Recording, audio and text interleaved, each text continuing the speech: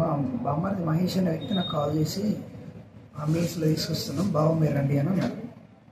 అన్న తర్వాత నేను హాస్పిటల్ వచ్చిన చూసిన మా మామ అక్కడ ఉన్నాడు. మా మిస్సెస్కి ఇప్పుడు 4 months.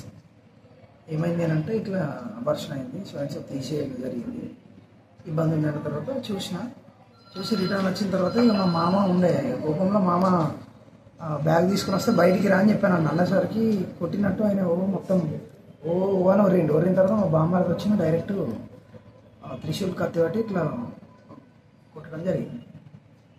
ఎక్కడ? సివిల్ హాస్పిటల్ పైన ఫ్లోర్లో.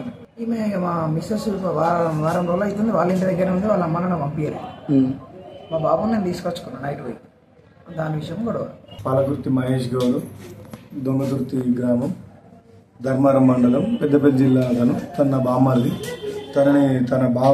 తన బామ్మర్ది అయినటువంటి కాటగోని మహేష్ గౌడ్, మల్లపూర్ గ్రామం, ధర్మారం మండలం, పెద్దపల్లి జిల్లా. అతను కత్తితో అతి కిరాతకంగా దాడి చేశాడు. తను హాస్పిటల్లో ఉన్నాడు. చాలా కుట్లు పడి సీరియస్ పొజిషన్లో ఉన్నాడు. ఏదైనా కుటుంబ విషయాలు గిట్ట అయ్యిండొచ్చని నాకు అనుమానం. అంతే. కరీంనగర్ సివిల్ హాస్పిటల్, మాతా శిశు హాస్పిటల్లో అందాక 5:30కు నాకు ఫోన్ వచ్చింది.